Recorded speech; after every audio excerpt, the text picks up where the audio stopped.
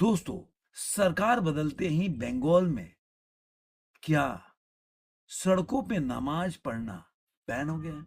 जी हाँ दोस्तों, ये खबर चल रही है कि सड़कों पे अब जैसा कि आपने पहले राजस्थान में देखा होगा कि काफी आज से जब कांग्रेस की सरकार थी, अशोक गहलोत मुख्यमंत्री थे, तो वहां की काफी वीडियो वायरल होती थी और वहां पे नमाज पढ़ते हुए आपको बहुत किलोमीटर तक आधे आधे किलोमीटर तक लोग बैठ के नमाज सड़कों पे पढ़ के पढ़ते जाम हो जाता था।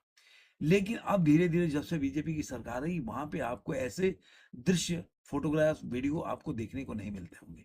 लेकिन वो चीज़ बंगाल में आपको देखने को कई बार लोग वीडियो डालते थे, गाड़ी चला रहे हैं, बगल के रोड पे पूरा मतलब 1-1 किलोमीटर, 2-2 किलोमीटर लोग नमाज़ पढ़ रहे हैं। अब मैं तो गया नहीं हूँ, जो वीडियो है वो बता रहा हूँ। ये बातें केवल इंडिया में नहीं है, आपको लंदन में भी आपको देखने को मिला होगा कि लोग वहाँ पे सड़कों पे नमाज़ पढ़ रहे हैं, वहाँ पे जो इफ्तारी खोलते हैं वो आपको देखने को मिला होगा। लेकिन इंडिया में खासकर बंगाल में ये काफी चर्चा का विषय बना हुआ था और इसलिए ममता बनर्जी काफी ट्रोल भी होती थी।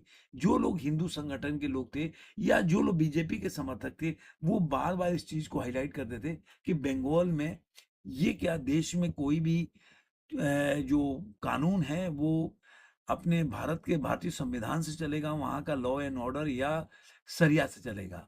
क्योंकि किसी भी या व्यक्ति को रोड पे जो कि एक पब्लिक जगह है जहाँ पे गाड़ियाँ आती-जाती हैं, वहाँ पे बैठकर उसको ये नमाज़ पढ़ने या किसी धार्मिक उत्सव के लिए बड़े टाइम के लिए इस्तेमाल नहीं किया जाना चाहिए।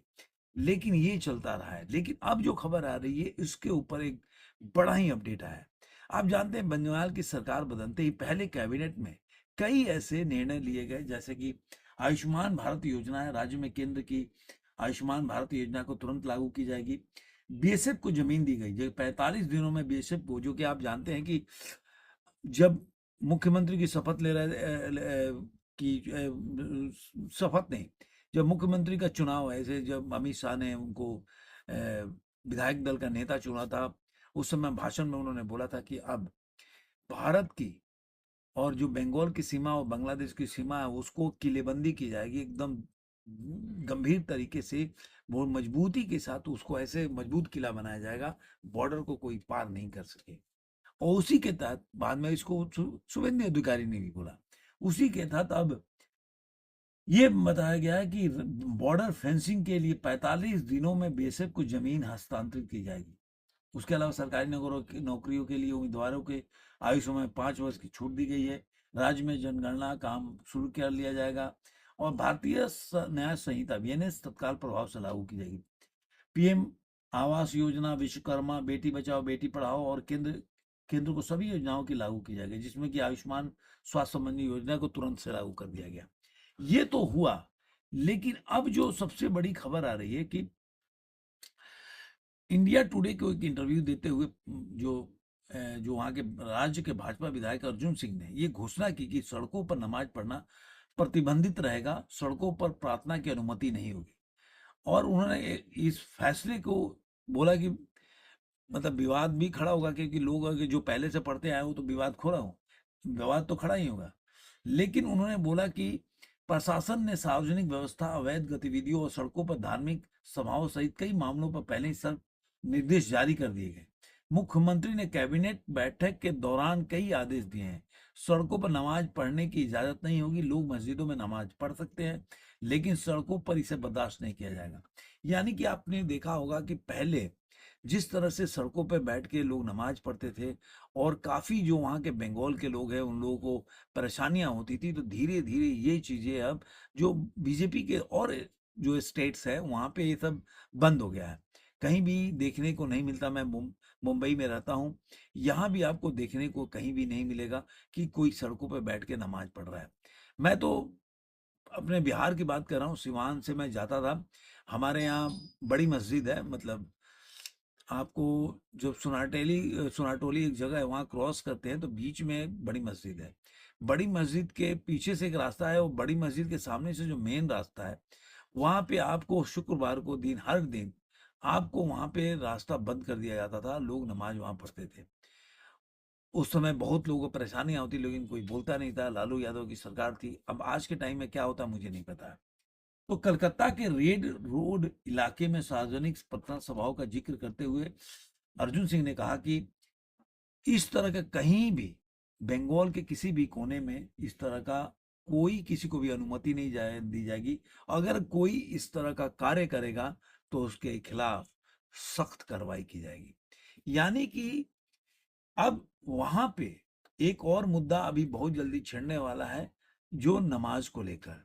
अब ये जो नमाज का मुद्दा है ये गरमाएगा, और ममता बनर्जी से लेकर विपक्षी दल, जो कि पहले से मुस्लिम तुष्टीकरण, इसको सेकुलरिज्म मानते हैं, लेकिन बीजेपी के नजर में मुस्लिम तुष्टीकरण है, तो पहले से ही वो मुस्लिम को तुष्टीकरण के हिसाब से उसको मानते थे कि मुस्लिम लोगों को वहां और कहीं जगह नमाज पढ़ने की जगह नहीं होती है, तो इसलिए उनको मतलब इतने तादाद में एक जगह बैठते हैं तो जगह मस्जिद में पूरा नहीं हो पाता, इसलिए उनको बाहर पढ़ने का मौका मिलना चाहिए। लेकिन ये जो उनका तर्क था ये यूपी में भी था, लेकिन अब उनको जगह भी मिल जाता है। ये तर्क कोई मतलब एक तर्क नहीं, कुतर्क है कि आपको जगह नहीं, तो आप अपने घर में, हर लोग अपने घर में पढ़ते हैं। अब डेली मैं मंदिर में बाहर जाकर, और मैं डेली मंदिर के बाहर ही आरती करे या पूजा करे सारे लोग टाइम पे जाके, या हर हफ्ते ऐसा करे, तो मतलब किसी कोई के लिए भी परेशानी हो जाएगी। हर रास्ता जहाँ मंदिर होगा वहां पे जाम हो जाएगा और लोगों को परेशानी होगी। साल में एक बार ऐसा चीज हुआ तो चलो समझ में आता है, लेकिन हर हफ्ते ये सब चीजें जो है, कहीं ना कहीं आम पब्लिक जो कि टैक्स पेयर है या जो इंसान है जिसको ऑफिस जाना है, कॉलेजेस जाना है, उसको कहीं ना कहीं दिक्कत होगी। ये चीजें ना मुझे लग रहा है कि आम जो मुस्लिम फैमिली है उनको भी समझना चाहिए कि आपने देखा होगा अरब में भी इस चीजों पे बैन लग गया। आपने कई, एक मैं वीडियो देख रहा था कि एक व्यक्ति और किसी मौलाना ने ही फोटो वीडियो डाला था, कहा कि इस बंदे को कहीं भी नमाज पढ़ सकते थे, कहा नमाज का टाइम हो गया तो, लेकिन वो बंदा बीच सड़क में दोनों तरफ से गाड़ी आ रही है वहां पे बैठ कर नमाज पढ़ रहा है। तो ये अपने भारत का ही कोई मौलाना ने वीडियो डाला था, अपने कहीं पर, मेरे को पता नहीं है इंडिया का था कहाँ का था वो वीडियो, तो उसने बोला कि ये तो प्रोवोकेशन है। अगर मान लो टाइम हो गया तो आप सड़क के किनारे कहीं पढ़ सकते थे, दुकान के पास पढ़ सकते थे। जरूरी नहीं कि अभी आपका नमाज का टाइम हुआ आप बीच सड़क पे ही बैठ गए।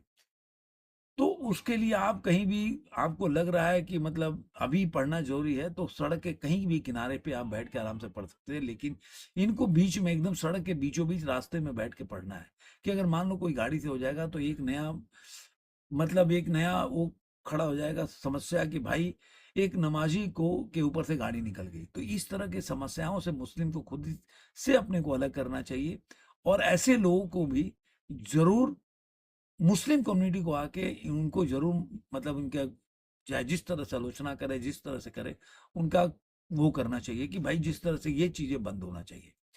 आपने देखा होगा कि अभी हापुड़ में, गुजरात गाजियाबाद के पास 60-84 एक जगह है जहां से महाराणा प्रताप जी का जयंती निकल रहा, परसों की बात है मेरे ख्याल से, परसों ही, नौ नौ आज 12 तारीख है, 9 तारीख की बात है। तो वहां से जुलूस निकल रही थी, एक उनका शोभा यात्रा महाराणा प्रताप का, वहां पे पत्थर चलने लगा, जिससे कि वहां के जो शोभा यात्रा के लोग थे, वहां उनके बीच में भयंकर लड़ाई हो गई, और वो लोग भी छत पे घुस के जो लोग पत्थर चला रहे थे उनके बहुत मारा पीटी हुआ दोनों के बीच में। अब सवाल ये उठता है कि मुझे आज तक समझ में नहीं आया, मैं जब भी बिहार में रहा हूँ तो हमारे टाइम पे मुहर्रम की जुलूस निकलती थी, मैंने कभी नहीं देखा, हम लोग छत से देखते थे, हमारा इलाका पूरा हिंदू इलाका है, तो वहां से मुहर्रम की जुलूस निकलती थी, लेकिन कहीं भी आदमी छत से खड़ा होकर देखता था यार भीड़ लगी है, कोई मुहर्रम का जुलूस निकल रहा है, लोग साइड में खड़े हो जाते थे और लोग निकलने देते थे। अब छत पे बैठ के आपको पत्थर ही क्यों चलाना है हर चीज पे, वो समझ के परे की बात है। आप पत्थर कहाँ से लेके आके रखते हो कि आपको पत्थर चलाना है? तो मुझे लग रहा है कि इन चीजों से मुस्लिम जो समाज है, अगर वो सोच रहे हैं कि भाई उनको, उनके साथ अगर गलत हो रहा है तो उनको भी एक ऐसे लोगों के खिलाफ खड़ा होना चाहिए कि भाई आप लोगों को हर चीज पे पत्थर क्यों चलाना। अगर कोई शोभा यात्रा निकाला, डीजे ही बजा लिया, अब मुहर्रम के जुलूस में भी बहुत ज्यादा शोर, वो आवाजें आती है, लोग जाते हैं तो कहीं भी अगर मान लीजिए कि 100, 200, 400, 500 लोग अगर ताजिया लेके जा रहे हैं तो ऑब्वियसली वहां पे आवाज आएगी। तो अब वहां पे सवाल, लोग बगल में बैठे लोगों, मेरे परेशानी हो रही है और वहां पे आपको लड़ाई करना है, पत्थर फेंकना है, फिर तो कोई समस्या का समाधान नहीं है। आप ये बोल सकते हो कि थोड़ा-सा आपको आवाज़ कम करना चाहिए, वो वहाँ पे करा, और नहीं तो 5-10 मिनट 1 घंटा में वहाँ से कोई भी जुलूस निकल जाएगा। तो उसके लिए आपको क्यों लगता है कि वो डीजे बजा रहे हैं तो प्रोवोकेशन हो रहा है? और मान लो प्रोवोक भी कर रहे हैं तो आप मत प्रोवोक हो, आप चुपचाप बैठोगे, एक बार नहीं होगा तो दूसरी बार नहीं करेंगे वो। तो ये एक समस्या ऐसा है कि दोनों तरफ से चलता है। मैं नहीं कह रहा हूँ कि उनको करना ही चाहिए, लेकिन आपने पत्थर फेंका स्टार्ट किया इसलिए मैं बोल रहा हूँ। नहीं तो उनको भी अगर उनको लग रहा है तो मतलब म्यूजिक उतना लाउड लेके नहीं जाना चाहिए, ये भी मैं बोल देता हूँ। तो ये जो चीजें कहीं ना कहीं बाद में ये धीरे धीरे जो एक मुस्लिम कम्युनिटी अपना नाम जो खराब कर रही है उसके वजह यही कारण है। आप कहीं भी इन चीजों से बचना चाहिए, और धीरे धीरे आप देखिएगा कि इस तरह के जो कलकत्ता में, वेस्ट बंगाल में जो चीजें चल रही थी, जो तुष्टिकरण के नाम पर, वो चीजें मुझे लग रहा है धीरे धीरे एक बहुत बड़ा वहां पे विवाद होगा, प्रोटेस्ट होगा, और विपक्षी दलों को एक बहुत बड़ा मुद्दा मिलेगा, और जिसपे मतलब आप देख सकते हैं आमने सामने बीजेपी और अब विपक्षी लोग खड़े हुए हैं। कहने का मतलब ये है कि जो ये जिसने भी जिससे भी वादा किया है, मतलब शुभेंदु अधिकारी ने, कि भाई यहाँ पे लॉ एंड ऑर्डर सिचुएशन सही करेंगे, कोई भी कभी भी 12 बजे रात को भी जो लड़की है घूम सकती है। जो मैंने वीडियो देखा था, कुछ लड़कियां बोली आज़ादी मिली, हम आज घूम रहे। पता नहीं, मैं कलकत्ता गया नहीं, लेकिन अगर ऐसे वीडियो डाल रहे हैं तो मानना तो पड़ेगा। अगर अगर अरफा खानम वीडियो डाल के बोलती कि भाई ये वीडियो में ऐसा कुछ हो रहा है, तो उनके भी वीडियो को ही सच मानना पड़ेगा। तो मुझे लग रहा है कि अभी धीरे-धीरे ये मुद्दा जो है बहुत बड़ा होने वाला है, और ये ज़रूर मानूँगा कि धीरे-धीरे अब इन ऐसी चीज़ों पे वहाँ की भाजपा सरकार, क्योंकि इसी के नाम पे वो लोग जीते हैं। जैसे कि अब रामनवमी के जुलूस वो लोग रोक रहे थे, वो नहीं होने देते थे, या दुर्गा पूजा का जो शोभा यात्रा है, उसका टाइम बदल दिया जाता था। तो वो एक तुष्टिकरण चलता था। मुझे लग रहा है कि वो धीरे-धीरे बंद होगा, और धीरे-धीरे जब बंद होगा तो 1 साल लगेगा, क्लैश चलेगा, और तब जाके धीरे-धीरे जो उत्तर प्रदेश देख रहे हैं, जहाँ पे अब एक ऐसी घटनाएँ बहुत कम सुनने को मिलती है। तो वो जैसे कि अभी आपने हापुड़ का ही देखा, तो ज़्यादा वो चला नहीं। एक मतलब अगर एक ही देखेंगे, 1 दिन का बात है, उसके बाद वो बात जो है शांत हो गई। पुलिस उसके बाद जो लोग इन्वॉल्व थे उनको उठा के ले गई। तो मुझे लग रहा है कि ये चीज़ें जो है धीरे-धीरे शांत होगी। देखते हैं कि आगे विपक्षी और इस पे क्या कार्रवाई करते हैं। धन्यवाद।